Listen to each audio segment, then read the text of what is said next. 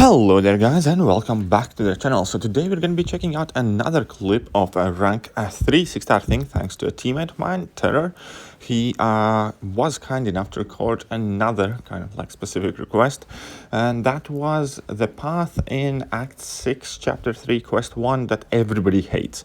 The one with can't stop, won't stop, and the one with very few kind of limited answers, and definitely one of the most dreadful paths in the quest. So here we can see that his thing is SIG 120, rank 3, and we're going to be checking that out in a realistic team for the quest. So he's gonna leave space for like Nick Fury to be the Medusa boss, so on and so forth. He didn't record the entire path, but he made it well over halfway through, which is what we're going to take a look. So here we can see that SIG 120, he gets about 70% plus damage reduction, plus 1% for each rockstack charge. So it's quite up there already. But yeah, so now we are in a quest. We have Thor Ragnarok, Nick Fury, and let's check out what else we have. Well, he picks the path, Champion and Heimdall. So we don't have the Hela or Angela. He's gonna go with Heimdall and Thor Ragnarok setup kind of like thing.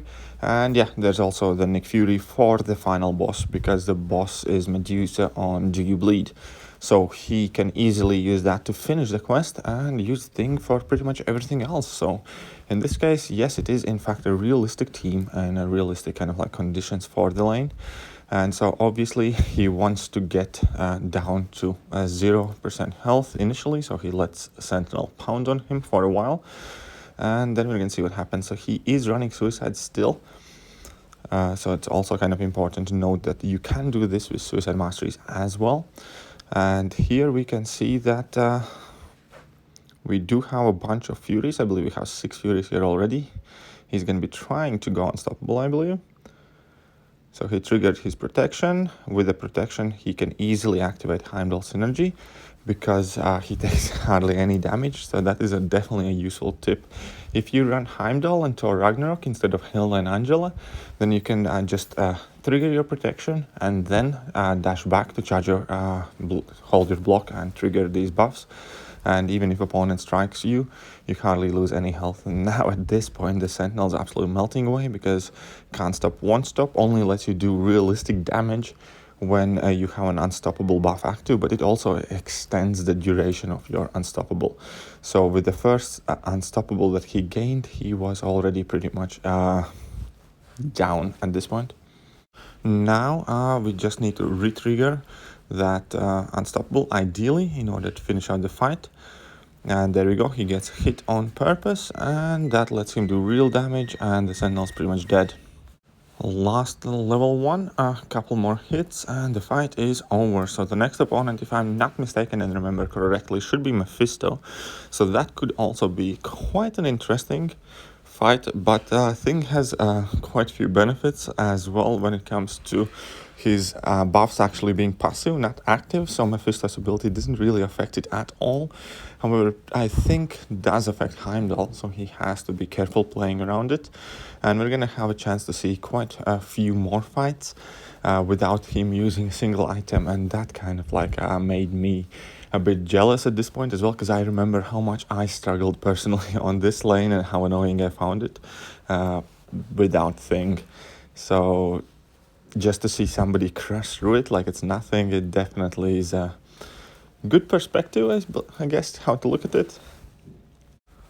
So here he's landing a bunch of parries, but he also did get hit, and he's getting his Mega Furies up at this point. He's unstoppable, not a problem at all, and we can see that he still needs to be careful of that aura damage, because thing is not immune to Incinerate, so that aura is very kind of like tricky. But you can see that he's definitely doing a good job in keeping his distance. Now he triggered the Heimdall heal and baits out the level 2, but the fight's nearly over. Now Mephisto does have 4 souls, so he still has to push him down to 30% in order to trigger the regen. Now that it had triggered, it didn't really do too much for Mephisto though, and the fight's pretty much over. Unfortunately, he's not unstoppable anymore, but I don't think he will really kind of have to trigger another unstoppable in order to finish out the fight. Plus, in this quest line, definitely the fact that you get those debuffs on you is quite useful because willpower of heal kind of lets you remain in control of the fight. And keep in mind that these guys are in fact stacked. Check out their health pools. It's like 240k health. I remember having multiple 100+ hit fights here with many different opponents. So seeing Thing just kind of like completely shred through these guys triggers some painful memories for me personally. But so now we need to focus on the next fight, and that's Punisher 2099. Another annoying opponent to deal with just because of that unavoidable block damage. Every time he drops either of his special attacks, they're extremely difficult to evade, and typically people just end up eating those in block. But here we can see that Thing is just putting him away extremely quickly. We have 7 Furies triggered, the big ones anyways. He triggers the passive heal, which puts him above 25% health, so he can definitely eat a couple of those specials in a block, and he will have enough health to also kind of like get hit on purpose to trigger the unstoppable, which is exactly what he did. And now before it wears off, he should try and kind of like finish out the fight, which he does by trying to trigger a special 3, and that special 3 will close out this fight without a problem. So we can definitely see that Thing is putting in some really serious work. And this video also comes in kind of like a relatively great time, because currently in AQ I'm having to deal with can't stop, won't stop as well in section 2, and I don't really have a great option for that, and I pretty much just end up using high damage dealing champions to push and power through. But yeah, definitely makes me wish I had a big no, stop, almost fall for it. I'm not gonna say makes me wish I had a big Thing, because I think my Thing is fairly adequate and above average, but makes me wish my Thing was duped and I would use it more frequently. No, wait, that sounded so bad as well. Jesus Christ. Anyways, let's focus on the fight. Now we're up against Nebula, and we have our rock stacks built, and we have a bunch of whole big Furies. We have Unstoppable triggered, and that Nebula is getting shredded completely. So a couple of combos in, she's at 50%.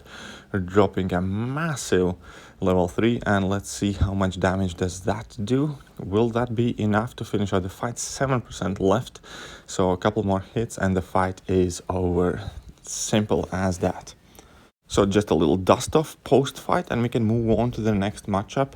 Next matchup is a Blade, and then we still have the Domino fight, which is probably one of the more annoying fights, and I think he is going to finish the recording there.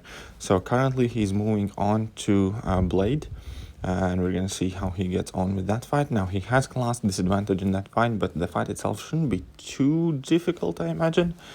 So again, as always, the same plan: parry a bunch at the beginning, and just basically get hit and then wreck the opponent, right? So he gets a debuff, which also triggers willpower heal, but that's not the main point. So now he's basically getting wrecked in the face by a bit. Blade is matching up to 5, 6 Furies, 7, 8, 9, which is perfect. So he got the 9 big Furies in this fight. That should put up for some really great amount of damage. Triggers Heimdall synergy, so now he still has to trigger that Unstoppable by getting hit on purpose. So I suspect he's going to be attempting to do that just about now. Lets the willpower heal him up a bit more from those debuffs, but at the same time kind of trying to get rid of them. And now the Blade is shooting him. Block that level 2, get hit on purpose. 29k medium. That was definitely a solid damage output for a single combo. He took Blade down well below 50%. Drops a level 3. And is about to finish the fight, just as simple as that. Oh, 4% is left, so he needs to like land one more hit. But yeah, that definitely makes these fights and this lane in itself look extremely easy. And we're gonna check how many hits was this fight. 19 hits, and that's including a level 3, and that's Act 6, Chapter 3. That's crazy, man. And I believe next fight is Domino, and this should also be the last fight of the recording that I got. So before we kind of like get to the finish of the video, just wanted to say a huge thank you to Terror once again for recording such a beautiful and awesome gameplay with that massive Thing of his, because it's definitely great to see how these 6-star rank 3 champions affect your Act 6 experience.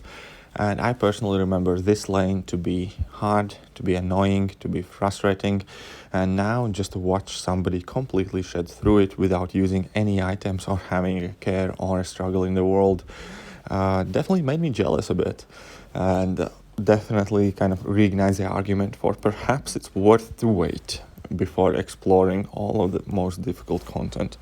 But we're obviously not going to do that. Either way, the fight is about to be finished, and that will pretty much do for today's video. So if you guys did enjoy today's video, if you did enjoy looking at that massive hard thing in action, then definitely hit that like button, hit that sub button, hit all the buttons, and perhaps we're gonna showcase some more thing gameplay, and you're gonna have the opportunity to watch it again. Either way, that will be it for today, and yeah, don't forget to hit all the buttons, and I'm going to catch you guys soon. See ya.